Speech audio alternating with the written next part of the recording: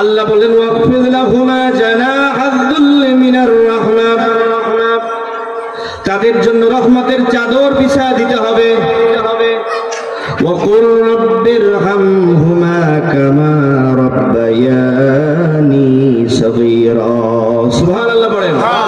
আল্লাহ শিখায় দিলেন তাদের জন্য দোয়া করবে, রাব্বিরহামহুমা, ও আল্লাহ তুমি তাদের প্রতি দয়া করো, কামা যেমনি ভাবে রাব্বায়ানি সগীরা, আমাদের ছোটবেলায় তারা দয়া করেছেন। ছোটবেলায় তাদের দয়ার কোনো সীমা, ছোটবেলায় তারা আমাদের জন্য যে দয়া করেছেন সেই দয়ার সীমা আছে? বলেন, এই শীতের দিনে বাবা মার কোলে যদি প্রস্রাবও করে দেয়, বাবা মা দইটা আছাড় দেয়, কি বলেন, আছাড় দেয়। কিন্তু বৃদ্ধ বাবা মা যদি এরকম প্রস্রাব করে দুর্গন্ধ বের হয়, কথার আর শেষ নাই। মনে মনে কয় এইটা এখনো মরে না কেন? কি কথা বলেন না কেন? এইরকম চিত্র আমাদের আছে না নাই? কি আছে না নাই? এটা কি সঠিক না বেঠিক? আল্লাহ তাআলা কোরআনে স্পষ্ট বললেন, ওয়াকফিল লাহুমা জানাহাজ-যুল, তোমরা তোমাদের রহমতের চাদরকে বিছায়া দাও। বৃদ্ধ বয়স যখন হয়ে যায়, বাবা মা ঠিক মতো কথা বলতে পারে না, একটা কথা দুইবার বলা লাগে, তিনবার বলা লাগে। যদি একটা কথা দুইবার বলে তাহলে আমরা বিরক্ত হয়ে যাই। আসলে এই বিরক্তিটা আসলে ভালো না মন্দ? বলেন, কি ভালো না মন্দ? আমি যখন ওই বয়সে যাব তখন আমি বুঝতে পারবো যে তার এই অবস্থাটা কেন হয়েছে। কি কথা বলেন না কেন? ওই অবস্থায় না যাওয়া পর্যন্ত আমি আসলে বুঝতে পারবো না। এই জন্য মুআজ্জাজ হাজিরিন, আল্লাহ রাব্বুল আলামিনের প্রিয় হাবিব বলেন, তোমাদের বাবা মা যখন বৃদ্ধ হয়ে যায় তাদের প্রতি এমন ভাবে সদয় হবে, তাদের প্রতি নেক দৃষ্টি দিয়া তাকানোর সাথে সাথে আল্লাহ রাব্বুল আলামিন তোমাদের জন্য একটা উমরা এবং হজের সওয়াব লিখে দিবেন। সুবহানাল্লাহ। তাফসীরে তাবারীর লেখক আল্লামা শফি রাহমাতুল্লাহ আলাইহি, তার দুইটা ছেলে ছিল, তকি ওসমানী এবং রফি ওসমানী। তকি ওসমানী এখনো জীবিত, পাকিস্তানের বড় আলেম, শুধু পাকিস্তানের না। আল্লামা তকি ওসমানীকে বলা হয় বর্তমান বিশ্বের অন্যতম বড় একজন আলেম, বৃদ্ধ মানুষ। অনেকে হয়তো ভিডিওতে মোবাইলে দেখতে পারে আল্লামা তকি ওসমানী। ওনার বাবা ছিলেন তাফসীরে তাবারীর লেখক আল্লামা শফি রাহমাতুল্লাহ আলাইহি। আমাদের দেশে যে আল্লামা শফি, উনি না, বুঝতে পারছেন? পাকিস্তানের আল্লামা শফি রাহমাতুল্লাহ আলাইহি মস্ত বড় আলেম ছিলেন, সারা জাহানের বড় আলেম ছিলেন। উনি তাফসীর লিখেছেন তাফসীরে তাবারী, যেই তাফসীর আমরা পড়েছি। এই তাফসীরে তাবারীর লেখক আল্লামা শফি রাহমাতুল্লাহ আলাইহি বিছানায় পড়ে গেছেন, কিন্তু ওনার দুই ছেলে আল্লামা তকি ওসমানী এবং রফি ওসমানী, তাদের হজে যাওয়ার কথা ছিল, কিন্তু বাবা অসুস্থ হয়ে যাওয়ার কারণে হজে যাচ্ছে না, দেরি করতেছে। এখন বাবা অসুস্থ ছিল হজে যাওয়ার সময়, একটু সুস্থ হওয়ার পরে হজের মৌসুম বা হজের সময় তখনও শেষ হয় নাই, দেখতেছে তার দুই ছেলে মাথার দুই পাশে বসে তার সেবা করতেছে। কি করতেছে বলেন? সেবা করতেছে। এখন বলে, কি বাবারা, একটু হুশ আসছে, দেখতেছে দুই ছেলে সেবা করতেছে। বলে, কি বাবারা, তোমাদের তো কথা ছিল হজে যাওয়ার জন্য, দুই ভাই একসাথে হজে যাবে, আমি অসুস্থতার কারণে তোমরা কি হজে যাও নাই? তোমাদের হজটা মিস হয়ে গেল। আল্লামা তকি ওসমানী বলে, আব্বা জান, যার হজ করার জন্য আল্লাহ রাব্বুল আলামিনের হজ করার জন্য, তাকে সন্তুষ্ট করার জন্য কাবাতুল মুশাররফায় যাব, মক্কায় যাব, মদিনায় যাব, সেই আল্লাহ রাব্বুল আলামিন বাবা মায়ের ব্যাপারে যেই সমস্ত কথা বলে দিয়েছেন, আর আমার রাসূল বলেছেন হজ হলো বাবা মা, সুতরাং আপনি তো আমাদের হজ। এই জন্য হজে না গিয়ে আপনার খেদমতে ছিলাম। আল্লামা শফি রাহমাতুল্লাহ আলাইহি হাতটা তুলে দোয়া করলেন, আল্লাহ গো, আমার দুই ছেলেকে তুমি এমন হজ করাইও ওরা জীবনেও গুণে শেষ করতে পারবে না। সুবহানাল্লাহ বলেন, এমন হজ করাইও যে ওরা গুণে শেষ করতে না পারে। আল্লামা তকি ওসমানী একটা লেকচারে বলেন যে আমি জীবনে কতবার উমরা করেছি আর হজ করেছি আমি সেটা গণনা করে রাখতে পারি নাই। সুবহানাল্লাহ বলে। তাহলে এটা আল্লাহর নবীর নির্দেশনা কি সঠিক না বেঠিক? সঠিক না বেঠিক? হযরত মূসা আলাইহিস সালাতু ওয়াস সালাম আল্লাহর সাথে কথা বলতেন না আল্লাহর সাথে কথা বলতেন না, যে কারণে তার নাম দেওয়া হয়েছে মূসা কালিমুল্লাহ, যে আল্লাহর সাথে কথা বলে। আল্লাহ রাব্বুল আলামিন তাকে একদিন জানিয়ে দিলেন, ও মূসা তুমি যেই জান্নাতের মধ্যে অবস্থান করবে, যেই জান্নাতের মধ্যে থাকবে, সেই জান্নাতে তোমার একজন সঙ্গীকে আমি তোমাকে দেখায় দিচ্ছি। মূসাকে স্বপ্নের ঘরে আল্লাহ রাব্বুল আলামিন দেখায় দিলেন। হযরতে মূসা প্রশ্ন করলেন, এই ব্যক্তি কোথায় থাকে, বাড়ি কোথায়, ঠিকানা কোথায়? আল্লাহ রাব্বুল আলামিন তার ঠিকানাটাও স্বপ্নের মধ্যে দেখায় দিলেন। আল্লাহ রাব্বুল আলামিনের ঠিকানা মোতাবেক মূসা কালিমুল্লাহ ওই মূসা নবী চলে গেলেন ওই ব্যক্তির কাছে। ওই ব্যক্তির পেশা ছিল সে গরু জবাই করে বিক্রি করত। তাকে কি বলে? কসাই। কি বলে? কসাই। এখন নবীর সাথে থাকবে এই ভাগ্য কি সবার থাকে? এখন মূসা আলাইহিস সালাম তিনি জানতে পারলেন যে আমার সাথে যে থাকবে, ঠিকানা মতো খবর নিয়ে জানলেন যে এই ব্যক্তি হলো কসাই। মূসা আলাইহিস সালামের মনে প্রশ্ন জাগলো, একটা কসাই শেষ পর্যন্ত আমার সাথে জান্নাতে থাকবে? তখন মূসা আলাইহিস সালাম বলল, আমি সেখানে যাব, দেখবো যে কসাই কি কি আমল করে, কি আমল নিয়ে কসাই তার কাজ করে। সেখানে খোঁজ নিতে নিতে মূসা আলাইহিস সালাম চলে গেলেন। যাওয়ার পরে সেখানে গিয়া দেখে যে ব্যক্তি কসাই সেই ব্যক্তি কাজ করতেছে। কাজ করে করে করে করে মূসা আলাইহিস সালাম পাশে গিয়া, দোকানের পাশে গিয়া বসে আছে। এখন কসাই বলতেছে, ভাই কোত্থেকে আসলেন, কোথায় যাবেন, আপনি গোশত নিবেন কিনা? বলে যে ভাই আমার দীর্ঘদিনের স্বপ্ন আমি একজন কসাইয়ের সাথে সারাদিন থাকবো। বুঝলেন নাই? যে একজন কসাইয়ের সাথে আমি সারাদিন থাকবো, এটা আমার অনেক দিনের স্বপ্ন। আমি গোশত নিব না, আমি আপনি অনুমতি দিলে আপনার সাথে আমি একটু থাকবো। তো বললে ঠিক আছে, অসুবিধা কোথায়, আমার সাথে আপনি থাকেন। মূসা আলাইহিস সালামের সাথে তিনি মূসা আলাইহিস সালাম ওই কসাইয়ের সাথে থাকলেন। দেখলেন সারাদিন গোশত বেচা বিক্রি করার শেষে অল্প একটু গোশত পলিথিনে করে নিয়ে বলতেছে, আমি এখন বাড়িতে যাব, আপনিও কি আমার সাথে যাবেন? বলল যে যেহেতু আমি ইরাদা করেছি, যেহেতু আমি চিন্তা করেছি যে আমি বাড়িতে আপনার সাথেই থাকবো, সুতরাং আপনার বাড়িতেও আমি যাব। কি বুঝতে পারছেন? হযরতে মূসা চলে গেলেন কসাইয়ের সাথে।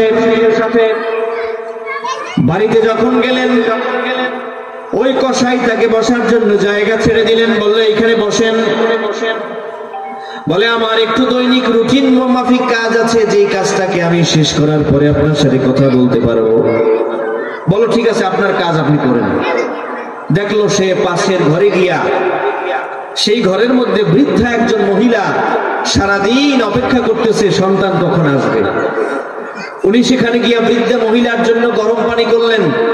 গরম পানি করে বৃদ্ধা মহিলাকে গোসল করাইলেন। বিকালবেলা গোসল করাইয়া ওখানে সুন্দর কাপড় চেঞ্জ করে অন্যান্য কাপড়গুলো ধুয়ে রেখে ওই যে গোশত নিয়ে আসছেন সেই গোশত রান্না করলেন। মূসা আলাইহিস সালাম তো ছেড়ে যাবে না, দেখে যে কি করে। রান্না করলেন। রান্না করার পরে রুটি তৈরি করে সেই মহিলাকে খাওয়াইলেন। খাওয়ানোর পরে সুন্দর করে তার আবার ব্যবস্থাপনা করে দিয়ে তারপরে সে আসছেন কি করার জন্য? মূসার সাথে কথা বলার জন্য। হযরতে মূসা বললেন যে ভাই এই পাশে যিনি, উনি কে হয়? বলে আমার মা। আমি একটু তাকে গিয়ে সালাম করে আসতে পারি? বল ঠিক আছে যান, অসুবিধা। তখন গিয়ে দেখে হাত দুইটা তুলে মূসা আলাইহিস সালাম দেখতে পাচ্ছেন যে ওই কসাইয়ের মা দোয়া করছে, আল্লাহ যেই ছেলেটা সারাদিন খাটাখাটি করলো, সারাদিন গোশত কোপাইয়া শরীরটাকে দেহটাকে ব্যথা করে ফেললো, ওই আমার সন্তান বাড়িতে এসে আমার জন্য সবকিছু করলো, আমার এই ছেলেটাকে তুমি নবী মুসার সাথে জান্নাতে থাকতে দিও। সুবহানাল্লাহ। আমার এই ছেলেটাকে নবী মুসার সাথে জান্নাতে থাকতে দিও। যখন এই দোয়াটা করলো নবী মুসা আলাইহিস সালাম বুঝতে দেরি হলো না যে আল্লাহ তাআলা যে আমাকে দেখাইছেন কোন ব্যক্তি আমার সাথে জান্নাতে থাকবে, কেন থাকবে, কোন কারণে থাকবে, আর বলা লাগে? আর বলা লাগে? বলে যে ভাই আমি এখন যেতে চাই। বলে কেন? আপনি তো আমার সাথে থাকবেন, আরো থাকবেন না? বলে আমার প্রশ্নের জবাব আমি পেয়ে গেছি, আমাকে আপনি বিদায় দিন। তখন উনি জানে না এই উনি শেষ নবী, উনি তখনকার নবী মুসা আলাইহিস সালাম। কি কথা বুঝতে পারছেন? সুতরাং খেদমতের কারণে আল্লাহ রাব্বুল আলামিন তার দোয়াটা কবুল করেছেন সন্তানের জন্য। এখন কি মনে করেন শুধু দোয়াই কবুল হবে, বদদোয়া কবুল হবে না? কি বলেন, বদদোয়া কি কবুল হবে? হ্যাঁ, আমরা তাদের খুশি করলে, খুশি রাখলে তারা দোয়া করবে, আর অখুশি করলে কি বসে থাকবে না? এটা আল্লাহর দরবারে যাওয়ার মানে ওই সন্তান জানার আগে আল্লাহর দরবারে পৌঁছে যায় তার কষ্টটা, দুঃখটা। হাদিস শরীফের মধ্যে আসছে, আনাস বিন মালিক থেকে বর্ণিত হাদিস, আল্লাহর নবী সাল্লাল্লাহু আলাইহি ওয়াসাল্লামের কাছে দৌড়ে আসলো হযরতে বেলাল। বলে ইয়া রাসূলুল্লাহ, ইয়া হাবিবাল্লাহ, আপনার কাছে আমি ছুটে আসলাম, কারণ হলো আপনার একজন সাহাবী নাম হলো আলকামা রাদিয়াল্লাহু তাআলা আনহু। এই আলকামা রাদিয়াল্লাহু তাআলা আনহু তার ব্যাপারে নবীর কাছে সংবাদ দিলেন, আপনার আলকামা তো মৃত্যু সজ্জায় মারা যাচ্ছে। বলে আলকামা মারা যাচ্ছে, তুমি দৌড়ে গিয়া তাকে কালেমার তালকিন দাও, কালেমা পড়াইয়া দাও। ইন্তেকালের পূর্ব মুহূর্তে কালেমার তালকিন দিতে হয়, কানের কাছে গিয়া কালেমা বলতে হয়, লা ইলাহা ইল্লাল্লাহ মুহাম্মাদুর রাসূলুল্লাহ, এই কালেমার তালকিন পড়াইতে হয়। আশহাদু আল্লা ইলাহা ইল্লাল্লাহু ওয়াহদাহু লা শারীকা লাহ ওয়া আশহাদু আন্না মুহাম্মাদান আবদুহু ওয়া রাসূলুহু, এই কালেমার তালকিন বাবা মা বা কোনো ব্যক্তি যদি মারা যায় বা এরকম অবস্থা হয়, তাহলে কানের কাছে কালেমার তালকিন দিতে হয়। কারণ মারা যাওয়ার মুহূর্তে শয়তান চলে আসে তাকে খারাপ পথে নেওয়ার জন্য। ওই মুহূর্তে শয়তান চিন্তা করে সারা জীবনে সুযোগ পাই নাই, মরার সময় দুর্বল, তার ঈমানটাকে ছিনিয়ে নেওয়ার একটা সুযোগ পেয়ে গেলাম।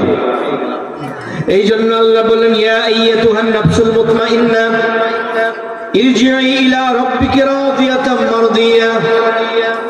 যারা নফসে মুতমাইন্না, আল্লাহর কথিত সুন্দর নফস নিয়ে দুনিয়া থেকে বিদায় হয়ে যেতে পারবে, তাদের ব্যাপারে আল্লাহ বলেন, ইরজিই ইলা রাব্বিক, তুমি তোমার রবের দিকে, আল্লাহর দিকে চলে যাও। আর কোনো এর ব্যাপারে কোনো কথা নেই। হাদিসে আমার নবী বলেন, কোন ব্যক্তি যদি বদকার হয়ে যায়, পাপাচারী হয়ে যায়, শয়তানের ধোঁকায় পড়ে যায়, তাদের জন্য শয়তান এসে বলতে থাকে আর ফেরেশতারা বলতে থাকে, ইয়া আইয়াতুহান নাফসুল খাবিসা ইরজিই ইলা গাদাবিল্লাহ। ও খবিস, ও আত্মা, যে আত্মাটা সুন্দর নয়, যে আত্মাটা বিশ্বস্ত নয়, সুন্দর নয়, তোমরা ইরজিই ইলা গাদাবিল্লাহ, আল্লাহর গজবের দিকে, আল্লাহর রাগের দিকে, ক্রোধের দিকে তোমরা চলে যাও। ফেরেশতারাও এইভাবে বলে দূর করে দেয়। এই জন্য মৃত্যুর সময় কালেমার তালকিন দিতে হয়, মৃত্যুর সময় কালেমা পড়ায় দিতে হয়, কালেমায় শাহাদা পাঠ করায় দিতে হয়। মৃত্যুর সময় কালেমা শাহাদা পাঠ করানোর কারণে ওই ব্যক্তি তখন, শয়তান তখন দূরে চলে যায়। ইন্তেকালের সময় হয়তো ওই ব্যক্তির ওই কালেমা শুনে শুনে মনে মনে কালেমা আওরাতে আওরাতে কালেমা নসিব হয়ে মৃত্যুবরণ করে। তার ব্যাপারেই আল্লাহ বলছেন, ইরজিই ইলা রাব্বিক রাদিয়াতাম মারদিয়া, যে আল্লাহ তোমার উপরে খুশি হয়েছেন সেই আল্লাহর কাছে চলে যাও। সুতরাং কি করতে হয়? কালেমা তালকিন দিতে হয়, কলেমা পড়াইয়ে দিতে হয়, কানে কানে কলেমা শুনাইতে হয়। কিছু বুঝতে পারুক, কিছু বলতে পারুক, চাই না পারুক, কানে কানে কলেমার তালকিন দিতে হয়। এটা মনে রাখবেন। তো যাই হোক, যে কথা বলছিলাম, আলকামার কাছে বেলালকে পাঠিয়ে দিলেন আমার নবীজি, বললেন সেখানে গিয়া কানে কানে কলেমার তালকিন দিয়ে দাও। হযরতে আলকামা কিছুক্ষণ পরে ফেরত আসলেন, বলেন, ইয়া রাসূলুল্লাহ, আমি আলকামাকে কালেমা পড়াই, আর আলকামা কালেমা পড়তে পারে না, অন্য কথা বলতে পারে কিন্তু কালেমা পড়তে পারে না, মানে কালেমা নসিব হয় না। আল্লাহ নবী বড় টেনশনে পড়ে গেলেন। আমার সাহাবী আলকামা না জানি কোন অপরাধের কারণে আল্লাহ রাব্বুল আলামিন তার কলবটাকে কবুল করছেন না, নফসে মুতমাইন্না হিসেবে কবুল করছেন না। ডাক দিয়ে বলে, বিলাল, আলকামার মা জীবিত আছে কিনা, বাবা জীবিত আছে কিনা আমাকে জানাও। তিনি জানাই দিলেন আলকামার মা জীবিত আছে, বলে ডেকে নিয়ে আসো। আলকামার মাকে ডেকে নিয়ে আসা হলো। আলকামার মা যখন আসলো, আমার নবী বলেন, ও আলকামার মা, তোমার আলকামার উপরে তোমার কোনো কষ্ট দুঃখ আছে কিনা? বলে না, আমার তেমন কোনো দুঃখ কষ্ট আমার ছেলের উপরে নাই। হুজুর আপনি দোয়া করেন আমার ছেলে যেন ভালো মৃত্যু হয়, যদি আল্লাহ নিয়ে যান মৃত্যুটা যেন ভালো হয়। নবীজি বুঝতে পারছেন যে আসলে কথা শুনলে বোঝা যায় ভিতরে কি আছে না আছে। কষ্ট নিয়ে একটা কথা বলা আর ফুর্তিতে শান্তিতে একটা কথা বলা বোঝা যায় না, বলেন? নবী পাক সাল্লাল্লাহু আলাইহি ওয়াসাল্লাম তিনি বললেন, আপনি যদি আপনার ছেলের সম্পর্কে আসল তথ্য না দেন যে আপনার ছেলে আপনাকে কোনো কষ্ট দিয়েছে কিনা, তাহলে আপনার ছেলেকে এনে সবার সামনে কাঠ দিয়া পোড়াইয়া জ্বালাইয়া শেষ করে দেন। নবীজি ভয় দেখাইছে যে কাঠ দিয়া আপনার আলকামাকে আমি জ্বালাই দিব। নবী পাক সাল্লাল্লাহু আলাইহি ওয়াসাল্লামের কথা শোনার পরে বলে, হুজুর আমার ছেলেকে আপনি জ্বালাইয়েন না, আমার ছেলেকে আগুনে পোড়াই দিয়েন না, এমনিতেই আমার ছেলে বড় কষ্টে আছে। বলে তাহলে বলো কি খবর? বলে আলকামার উপরে আমার তেমন কোনো কষ্ট নাই, কিন্তু একটা কষ্ট আমার আলকামার উপরে থেকে ছিল। যেই কষ্টটা হলো আলকামা আমার এবং আমার পুত্রবধূ মানে আলকামার স্ত্রী, এই দুইজনের মধ্যে যদি ঝগড়া হতো, ঝগড়া হয় না? কি বলেন? ঘরে যারা থাকে তাদের সাথেই তো ঝগড়া হয়, আর এক বাড়ির সাথে ঝগড়া হয় নাকি? যারা প্রতিবেশী তাদের সাথেই ঝগড়া হয়, যাদের সাথে জমির সম্পর্ক আছে, ভাই ব্রাদার, এদের সাথেই কি হয়? ঝগড়া হয়। উনি সুটিয়া কাঠির একজন মানুষের সাথে আমরা সুটি ঝগড়া করি, ঝগড়া হয় ভাইয়ের সাথে, ঝগড়া হয় আপনার পুত্রবধূ আর শাশুড়ির সাথে, কারণ তারা এক জায়গায় থাকে। বুঝে মিলে অনেক সময় অমিল হয়, যে কারণে ঝগড়া হইতে পারে। এটা মেনে নিতে হয়, এটা বুঝতে হয়। ভাইয়ে ভাইয়ে ঝগড়া হয়, এটা হবে। জমির সম্পর্ক আছে সুতরাং ঝগড়া হবে, কিন্তু এটা স্যাক্রিফাইসের মাধ্যমে মেনে নিতে হবে। ভাইরা, দুনিয়ার জীবন কত সময়, আপনি আজকে ঝগড়া করে কালকে মারা গেলেন। বর্তমানে কিন্তু মারা যাইতে আপনার পয়সাও লাগে না, সময়ও লাগে না। কি বলেন, ঠিক না? ঠিক বলে যে বুকে একটু ব্যথা করে, 2 মিনিট পর দুনিয়ায় নেই। আজকে রওনা দিয়ে ঢাকায় যায়, শোনে যে গাড়ি অ্যাক্সিডেন্ট করে 50 জন নাই। এর মধ্যে বৃদ্ধ আছে, আছে না নাই? যুবক আছে, আছে না নাই? বাচ্চা শিশু আছে, আছে না নাই? তারা ভাবছে যে এই বাচ্চা শিশুটা মারা যাবে। কি বলেন? ছোট্ট জীবনে ঝগড়া করে, মানুষের সাথে বিবাদ করে, সম্পর্ক খারাপ করে আমি দুনিয়া থেকে চলে গেলাম, মানুষের বদদোয়া নিয়ে দুনিয়া থেকে চলে গেলাম, মানুষের হক নষ্ট করে দুনিয়া থেকে চলে গেলাম। এই চলে যাওয়া ওই যে নাফসুল খবিসা ছাড়া আর কিছু হতে পারে? আমাদের স্থান জাহান্নাম হবে। নাউযুবিল্লাহ মিন যালিক। আল্লাহ আমাদের রহম করেন বলি আমিন। এই জন্য ঝগড়া হবে, সেটা অল্প সময়, কিছুক্ষণ পরে যে হাত ধরবেন যে ভাই তোমার সাথে আমি যে কথা বলছি কথাটা আমার খারাপ হয়ে গেছে, আমার মাফ করে দাও। কি ওই ব্যক্তির দিল যত শক্ত হোক, ওই ব্যক্তি ওনার সাথে রাগ থাকতে পারে? কি কথা বলেন না কেন? পারে? পারে না। এটা আমরা এইখানেই আমরা দুর্বল, এই জায়গায় আমরা দুর্বল। আমাদের পরিবার, আমাদের সমাজ, আমাদের রাষ্ট্র, সব জায়গায় যদি নিজেকে ছোট করার বিষয়টা থাকতো, তাহলে আমাদের কোনো জায়গায় কোনো ঝগড়া বিবাদ। নিজেকে কি ভাবতে হবে বলেন? কি ভাবতে হবে? ছোট। এই মজলিসে আমি বসেছি, যদিও আমার বেয়াদবি হয়েছে, আমার এলাকার সব মুরব্বীরা এখানে বসাটা বেয়াদবি। আমি সবার থেকে ছোট ভাবি নিজেকে, আপনারা আমাকে মাফ করে দিবেন, কিন্তু এই ভাবনাটা সবার ভিতরে থাকা চাই। ভাই যদি ভাবে যে না, তার থেকে আমি ছোট, সুতরাং আমি আস্তে কথা বলবো, সে যদি ভাবে, সব মানুষ যদি ভাবে যে আমি এইখানে যত মানুষ আছে সব থেকে আমি ছোট, আমি নিম্ন, আল্লাহর এই দুনিয়ায় লক্ষ কোটি মানুষের মধ্যে আমি ক্ষুদ্র একটা অংশ, আল্লাহর আমার জাহান্নামে যাওয়ার পিছনে আল্লাহর কিছু যায় আসে কি? আমি জাহান্নামে গেলে আল্লাহর কিছু যায় আসে কি? বলেন, আল্লাহ জাহান্নাম কেন বানাইছেন? কি যাইতে হইবে না? সুতরাং এই ভাবনাটা যদি আমাদের মাঝে থাকে তাহলে আর জ্ঞানজাম গন্ডগোল থাকে বলেন?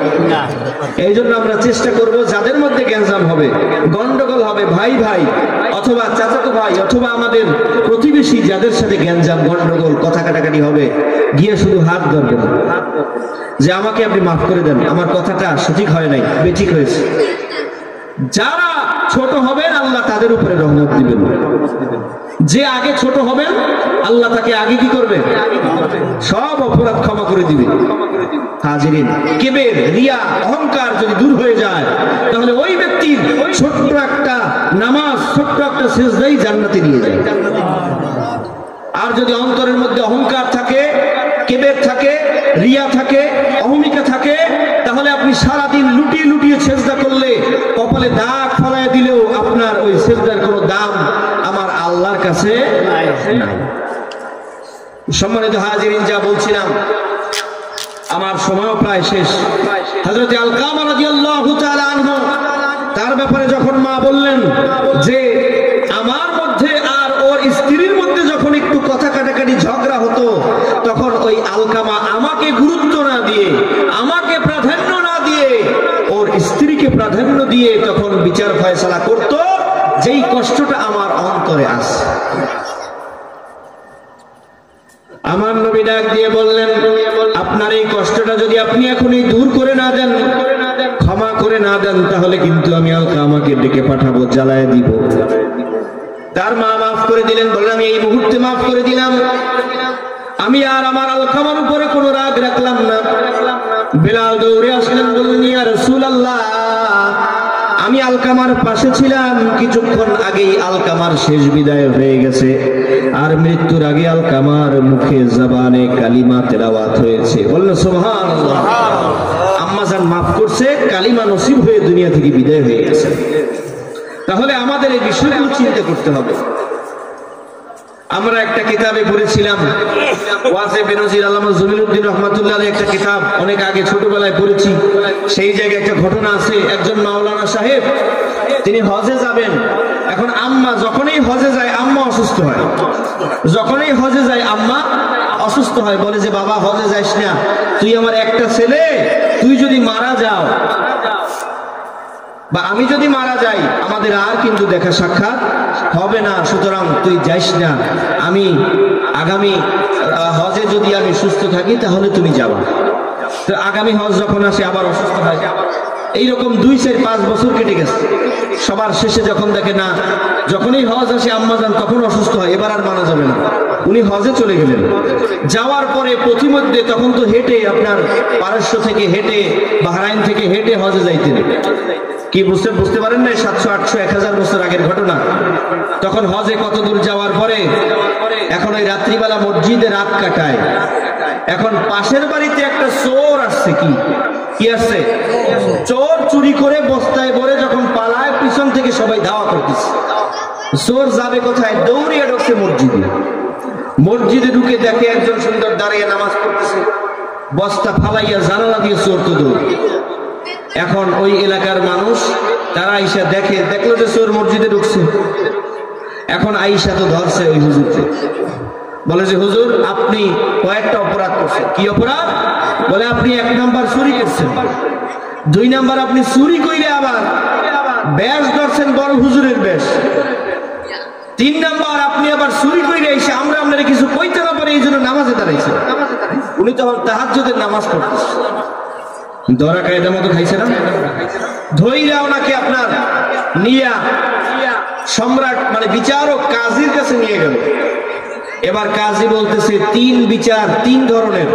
প্রথমত চুরি করার অপরাধে হাত কেটে দাও, দ্বিতীয়ত তার বেশভূষা পরিবর্তন করে আলেমের বেশ পরিধান করার কারণে চোখ উপড়ে দাও, আর সে নামাজে দাঁড়িয়ে একটা ভান করছে, নামাজের ভান করা শরীয়তে জায়েজ নাই, এই জন্য সে দাঁড়াইয়া ভান করছে, এজন্য তার পা কেটে দাও। আর কাটার পরে সারা এলাকায় ঘুরে ঘুরে দেখাবা যে এই এই অপরাধের এই এই শাস্তি। তখন এই আলেম বলে যে কাজী সাহেব, এই কথা না বলে আমাকে যখন বিভিন্ন এলাকায় ঘুরানো হবে তখন আমাকে আমার ব্যাপারে সবার কাছে বলবেন এ শাস্তি এজন্য না, মায়ের অবাধ্য হলে এই শাস্তি আল্লাহ তাআলা দেন। বলেন সুবহানাল্লাহ। কি কথা বুঝতে পারেন নাই?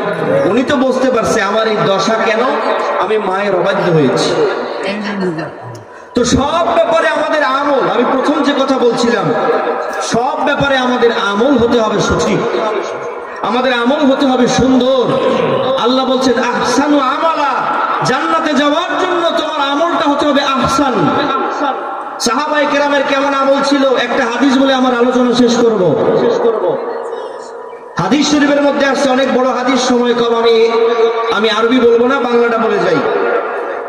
একটা হাদিস, যে হাদিসের মধ্যে একজন এতিম মানুষ, তার একটা জমি, পাশেই আরেকজনের জমি, ওই জমির মধ্যে একটা খেজুর গাছ এসে ওই এতিমের বাড়ির উপরে পড়ছে। এখন ওই এতিম সে বাড়ির চারপাশে বেড়া দিবে, দেয়াল বানাবে, বুঝতে পারছেন? দেয়াল বানাইলে এখন ওই খেজুর গাছটা বাঁধে, বলে যে ভাই তোমার খেজুর গাছটা কেটে দাও, আমি একটা দেয়াল বানাই নিব। এখন ওই দেয়ালটা করতে গেলে তো তোমার খেজুর গাছ থাকলে দেয়াল হবে না, বিনিময়ে আমার বাগান থেকে একটা খেজুর গাছ তোমাকে লিখে দেব, ওই আর খেজুর তুমি ভোগ করবা। কি কথা বুঝতে পারছেন? আবু লুবাবা উনি একজন মুনাফিক ছিলেন, কথায় মুসলমান, দেখতে মুসলমান, কিন্তু ভিতরে কি মুনাফিক। আল্লাহর নবীর কাছে বিচার চলে গেল, উনি মানে না। আল্লাহর নবী বিচার করবেন, বলে আবু লুবাবা তুমি মেনে নাও, এই এতিম ব্যক্তির জন্য তুমি এই গাছটা কেটে দাও, বিনিময়ে এতিম তোমাকে একটা খেজুর গাছ দিয়ে দিবে। বলে আমি এটা মানতে রাজি না। নাউজুবিল্লাহ। নবীর কথা যে না মানে, নবীর নির্দেশ, নবীর অর্ডার না মানলে মুনাফিক না? কি মানে সে মুনাফিক হয়েছে না? এখন বলতেছে নবীজি অনেক মানুষের সামনে, সাহাবায়ে কেরাম বসা, বলতেছে শোনো আবু লুবাবা, তুমি যদি এই খেজুর গাছটা আজকে দিয়ে দাও, জান্নাতে তোমার জন্য একটা খেজুর গাছের জিম্মাদার আমি নবী হয়ে যাব। সুবহানাল্লাহ বলেন। জান্নাতে একটা খেজুর গাছ তোমার নামে আল্লাহকে বলে আমি লেখাই দেব। এখন এমন কথা বলার পরে খেজুর গাছ কেন সব বাড়িঘর দিয়ে দেওয়া লাগে না? কারণ জান্নাতে খেজুর গাছের মালিক হওয়ার মানে জান্নাতে যাওয়ার পারমিশন পাওয়া। কি কথা বুঝতে পারছেন? বলতেছে হুজুর আমি পারবো না, কথা নাউজুবিল্লাহ। এখন আরেকজন সাহাবী দৌড়ে আসছে নবীজির কাছে, যার নাম হলো হযরত সাবেত। তিনি এসে বলতেছে ইয়া রাসূলুল্লাহ, আমি যদি এই আবু লুবাবাকে রাজি করতে পারি তাহলে আপনি আমাকে ওই খেজুর গাছে দেবেন কিনা? সুবহানাল্লাহ বলেন না কেন? যে আমি যদি রাজি করতে পারি তাহলে ওই খেজুর গাছটা আমারে দেবেন কিনা? নবী বললেন হ্যাঁ তোমাকে খেজুর গাছ দিব, তুমি আবু লুবাবাকে রাজি করো। তো ওই হযরত সাবেত আবু লুবাবার কাছে গিয়ে বলে আবু লুবাবা, এই মদিনাতুল মুনাওয়ারায় আমার চেয়ে বড় খেজুর বাগান আর কারো নাই। আমার খেজুর বাগানে 600 খেজুর গাছ আছে, আর ওই 600 খেজুর গাছের ভিতরে আমার দোতলা একটা বাড়ি আছে, আর ওই বাড়ির সামনে একটা সুন্দর কূপ আছে, অর্থাৎ রাজাদের বাড়ির মতো। আমাদের এখন যার 10 তলা বাড়ি আছে তার যেরকম আপনার হেডম, তৎকালীন সময়ে কারো আন্ডারে একটা কূপ থাকলে তার থেকেও বেশি হেডম। এই কথা বলছেন তো? একটা কূপের অনেক দাম, কারণ পানির অভাব। বলতেছে আমার চেয়ে বড় সুন্দর পাহাড় বিশিষ্ট 6000 খেজুর গাছ বিশিষ্ট বাগান আরবে কারো নাই, তুমি তো সবই জানো। বলে হ্যাঁ আমি জানি। বলে তুমি যদি ওই খেজুর গাছটা কেটে ফেলো তাহলে আমার এই সব প্রতিপত্তি তোমার নামে এই মুহূর্তে আমি লিখে দেব। সুবহানাল্লাহ বলেন। এখন আবু লুবাবা লাভ দিয়ে দাঁড়াই গেছে, সবাই শোনেন, এই সাহাবেতের যে 6000-এর খেজুর গাছ, এই খেজুর গাছের যে বাগান, সেই বাগানটা আমারে কিন্তু লিখে দিছে। সাহাবেত দাঁড়াই বলে হ্যাঁ আমি লিখে দিলাম। দৌড়ে নবীর কাছে গিয়ে বলে হুজুর আমি তো রাজি করাই ফেলাইছি, এখন ওই জান্নাতের খেজুর গাছটা কি আমার নামে আসছে? সুবহানাল্লাহ পড়েন। কত লোক জান্নাতে যাওয়ার জন্য, এই লোভ করা জায়েজ না না জায়েজ? এই লোভটা থাকতে হবে না আমাদের? এখন বলতেছে নবীজি বলছে হ্যাঁ এই মুহূর্তে আমার কাছে জিবরাইল আমিন এসে বলে গেছে যে সাহাবেতের জন্য জান্নাতে খেজুর গাছ বরাদ্দ হয়ে গেছে। সুবহানাল্লাহ। আমার নবী চাইছেন আর আল্লাহ দেবেন না? কি বলেন, আল্লাহ দেবেন না? যখন এটা হয়ে গেল তখন ওই হযরত সাহাবেদ বাড়িতে চলে গেলেন, গিয়ে ডাকতেছে, বিবি নেমে আসো, বিল্ডিং থেকে, ঘর থেকে নেমে আসো। এখন ঘর থেকে নেমে আসতেছে, বলছে তুমি না, তোমার সন্তান এবং তোমাদের যে পোশাক আশাক আছে ব্যবহার করার, সেই পোশাক আশাক নিয়ে একবারে চলে আসো। কি ব্যাপার? দৌড়ে কাছে আসতে, বলে তুমি বাড়ির সীমানায়ও ঢুকো না, বাগানেও ঢুকো না, ওখানে বসে আমাদের সবাই ডাকতেছে, ঘটনা কি? বলতেছে আমি একটা ব্যবসা করেছি। কি ব্যবসা করেছো? বলে আমি জান্নাতে একটা খেজুর গাছের বিনিময়ে আমি আমার এই সম্পদ বিক্রি করে দিয়েছি। সুবহানাল্লাহ বলেন। কার সাথে ব্যবসা করলে? কয় নবীর সাথে। এই ব্যবসা কি আর খারাপ ব্যবসা? বলে শোনো, তুমি যেই ব্যবসা করেছো এর চেয়ে উত্তম ব্যবসা আর পৃথিবীতে হতে পারে না। আর আমার স্বামী যে এত বড় ব্যবসায়ী সেটা আমি এখনো পর্যন্ত জানতাম না। তুমি হচ্ছ পৃথিবীর সবচেয়ে বড় মাপের বড় ব্যবসায়ী। সুবহানাল্লাহ।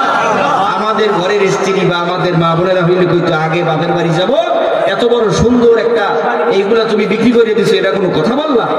হাজিরিন, তো ইমানের প্রতি আমাদের সৌন্দর্য, আমাদের জান্নাতের প্রতি আকাঙ্ক্ষা, আমলের প্রতি আমাদের আগ্রহ, এটা না থাকলে কিন্তু আল্লাহ তাআলা ছোট্ট জিন্দেগির শেষ সময়ে আমাকে কালেমা নসিব নাও করতে পারেন।